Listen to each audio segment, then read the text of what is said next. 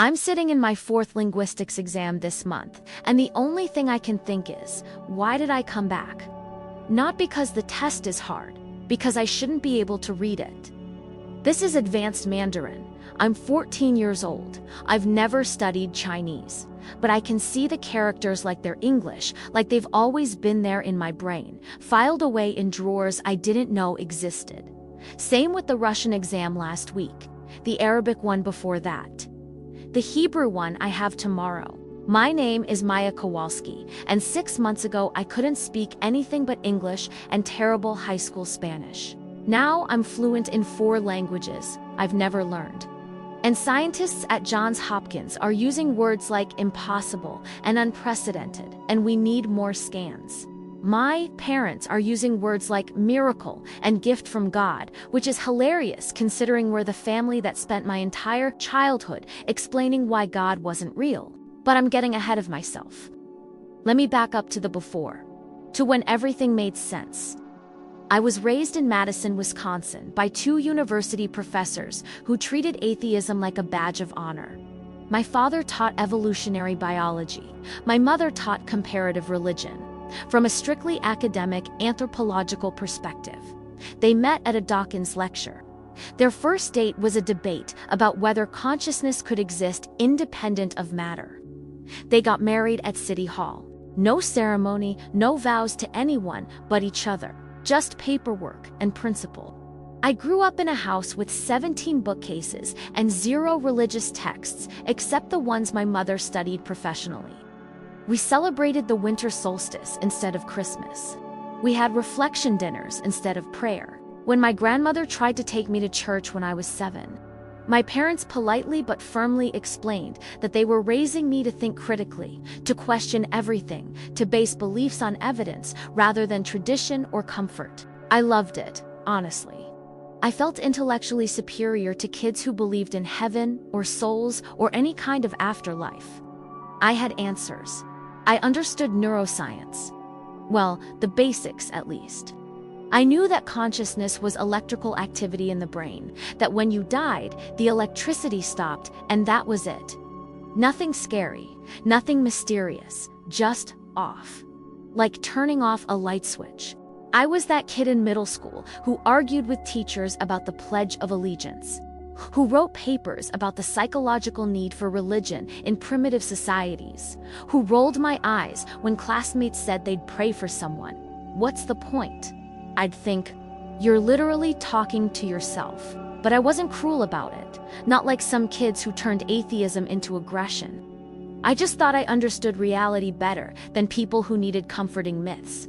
I felt bad for them, actually, for needing something I was strong enough not to need. The summer I turned 14, my parents sent me to a science camp in the Adirondacks. 3 weeks of advanced physics, chemistry, and biology with other kids who actually cared about learning. No phones, no internet. Just hiking and labs and long discussions about whether we were alone in the universe. From a purely statistical perspective, of course, I loved it immediately. Finally, people who thought like me, who wanted to understand how things worked rather than why, who could discuss the heat death of the universe over breakfast without anyone crying about meaninglessness. August 16th, 4th day of camp. We were doing a geology expedition, climbing this granite formation to collect samples from different strata. I wasn't scared. I'd rock climbed before, knew the safety protocols, had a harness, had a rope, had a belay partner who'd passed all the certification checks. But what I didn't have was the ability to see that one of my carabiners had a hairline, fracture, invisible, microscopic. The kind of manufacturing defect that happens once in 10,000 units. I was 40 feet up when I reached for a handhold, put my full weight on the rope, and heard a sound like a champagne cork popping. Then I was weightless. I remember thinking with perfect clarity, this is how I die. Not scared. Not even particularly upset, just calculating. 40 feet, terminal velocity wouldn't kick in, but impact at this height with rock below. Unsurvivable, my brain would hit my skull at a force sufficient to cause massive trauma. My organs would rupture from deceleration. Death would be instantaneous, probably. Maybe a few seconds of consciousness, if I was unlucky. I had time to think all of that before I hit. The impact was not what I expected. There was pain, but distant, like hearing someone scream in another room. I was on my back, staring up at the cliff face, but everything was tilting, going gray. My counselor's face appeared above me, mouth moving, but I couldn't hear words, just a ringing, high-pitched constant. I tried to catalog my injuries, couldn't feel my legs. Bad sign, couldn't take a deep breath, worse sign. My vision was tunneling. Classic hemorrhagic shock, bleeding internally, probably ruptured spleen, possibly severed spinal cord. The calculations were automatic. Clinical. I was watching myself die with the same detachment I'd bring to a biology experiment. Then my heart stopped. I didn't know it at the time, but later the EMTs would tell my parents I was clinically dead for 4 minutes and 17 seconds. No pulse, no respiration, no response to stimuli, but I was still there, still aware, not in my body. That was below me somewhere, broken and leaking, and surrounded by panicking teenagers. But I was above it, beside it, somehow both moving and stationary simultaneously.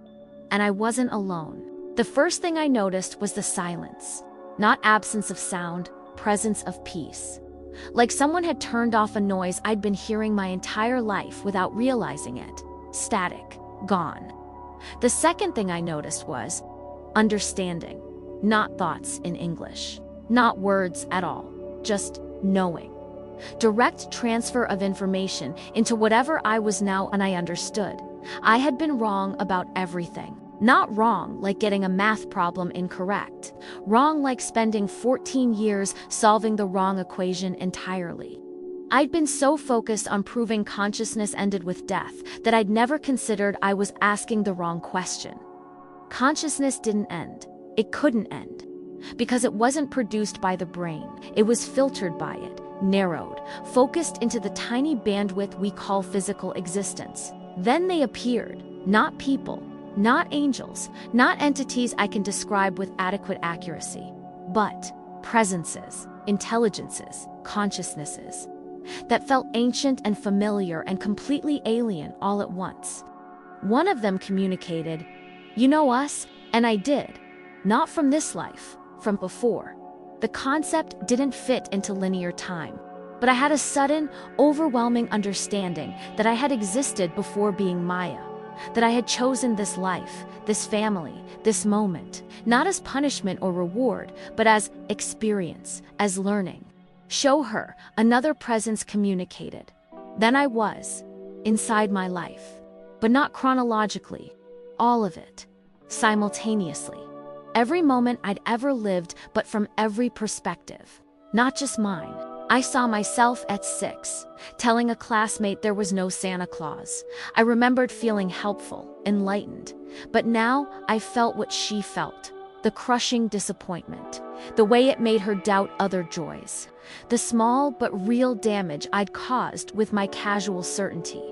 I saw myself at 10, arguing with my grandmother about heaven. I'd been so logical, so rational, so absolutely certain she was wrong. But now I felt her heartbreak, her fear that she'd never see me again after death, her worry that I'd live without hope or comfort, her love, overwhelming, unconditional love, that I'd dismissed as weakness. I saw every small cruelty disguised as honesty, every time I'd chosen being right over being kind. Every moment I'd prioritized intellectual superiority over human connection, and the presences didn't judge me, but I judged myself, because now I understood what I'd been doing. I'd been using logic as a shield, using certainty as armor, using atheism not as a conclusion from evidence, but as protection from vulnerability. My parents appeared, not physically, but I experienced their lives from the inside. Saw why they'd chosen atheism. My father's rage at a God he'd been taught would protect his sister, who died of leukemia at 9. My mother's academic rejection of religion after studying how it had been used to justify atrocities. They weren't wrong to question, but they'd turned questioning into concrete certainty. had passed their armor to me. Then the presences showed me something else.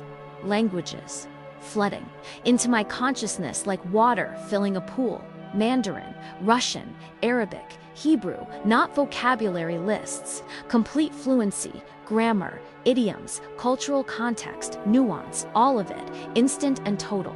Why? I asked without words. Proof. One presence responded, you need proof, so does your world. This will be proof. Proof of what? That consciousness transcends biology. That you are more than neurons. That love is real and eternal, and the only thing that actually matters. I wanted to argue, wanted to demand replicable studies, wanted to point out that extraordinary claims require extraordinary evidence. But I was the evidence. I was consciousness without a brain, awareness without a body. And I was learning languages through pure information transfer, without any physical mechanism for storage or retrieval. Then came the choice, presented not as words, but as knowing. I could stay here, in this expanded awareness, and continue. Whatever came next, or I could return. Bring back what I'd learned, live differently. Why would I go back? I asked. If this is real, if this is what death actually is, why would anyone choose the limitation of physical life? The presences emanated something like amusement. Because physical life is where love learns itself. Where consciousness experiences separation, so it can experience reunion. Where souls practice being human, so they can remember being divine. You went to learn. You're not finished learning. I thought about my parents, my friends, the counselor probably blaming himself for my death, the life I'd barely started. And I realized I didn't want it to end. Not because I was afraid of death. Death was beautiful. But because I'd been living wrong. I'd been so focused on being smart that I'd forgotten to be present. So obsessed with understanding everything that I'd experienced almost nothing. I want to go back, I communicated. Please, let me try again. The return was violence, like being shoved into a box made of pain. My consciousness slammed back into my body with such force that my back arched off the ground. I gasped. Not air, but agony. Every nerve ending screaming, ribs broken, spine fractured, internal bleeding, but alive. Impossibly, inexplicably alive. The EMTs were stunned. I'd been dead. They'd been preparing to call it, but suddenly I had a pulse. Weak, thready, but there. My eyes opened. I looked at the counselor and said, in perfect Russian, "It's not your fault. The equipment failed." He stared at me. I didn't even realize I'd spoken Russian until I saw his face. Then the words came in English, then Mandarin, then Arabic, flooding out like I couldn't control which language I was thinking in. Recovery took 3 months. 2 surgeries, physical therapy, neurological exams, psychiatric evaluations, and linguistic testing. So much linguistic testing, because I was fluent, native speaker fluent, in 4 languages I'd never studied. Languages my brain shouldn't be able to produce because I'd never built the neural pathways. Johns Hopkins brought in linguists, neurologists, psychologists. They'd scan my brain while I spoke each language, watching different areas light up, areas that shouldn't be developed. They'd test my vocabulary, my grammar, my accent. Everything was perfect. Impossible, but perfect. The papers started calling me the miracle girl. My parents hated that, tried to find scientific explanations. Cryptomnesia, subconscious exposure, false memories. But the testing was conclusive. I knew things I'd never learned, could read texts I'd never seen, could hold complex conversations about topics I'd never studied. My father cried when I spoke to him in Hebrew, his grandmother's language that he'd never taught me because it was tied to a religious identity he'd rejected. My mother went silent for 3 days after I read her a poem in Russian, the language of her childhood, before her family emigrated, that she'd deliberately not passed on. I'm still 14, still in school, still taking exams. But everything is different now. I don't know if what I experienced was real in the way my parents mean real. I can't replicate it in a lab, can't reduce it to measurable variables. But I have 4 languages I didn't learn through any physical process. I have memories of existing before birth. I have direct experience of consciousness functioning without a brain. And I have understanding I didn't have before. That love is real, that consciousness is eternal. That we're all connected in ways materialism can't explain and mysticism can't quite capture. That my parents' atheism was a response to pain, not a conclusion from evidence. That spirituality and science aren't enemies. They're just asking different questions about the same infinite mystery. I don't call myself religious. I don't pray to any specific God. I don't attend any church. But I know now that I'm more than my brain, that death isn't an ending. That the people I love don't disappear when they die. They just become less visible. And that certainty, absolute certainty about anything, is usually just fear wearing a mask of logic. The scientists are still studying me, still trying to explain how brain damage led to linguistic genius. Still searching for the mechanism, and I hope they find it. Because if they do, if they can prove that consciousness can access information without physical learning, it changes everything. It means we're not machines. It means death isn't extinction. It means love actually is eternal. I sit in my linguistics exams and answer questions in languages I died to learn, and I think about those presences, about the understanding they gave me, about the choice to return. I came back because love is how we learn to be human, because limitation teaches us what matters, because the whole point of life is to remember what we really are while we're pretending to be separate. We're not bodies that somehow learn to think. We're consciousness temporarily experiencing what it's like to believe we're alone. That's what I learned falling 40 feet onto granite. What I understood while my heart wasn't beating, what I brought back in for languages my brain never studied. And if that makes me sound crazy, I'm okay with that. Because I've been on both sides now. I've been certain and I've been dead. And I know which one taught me more.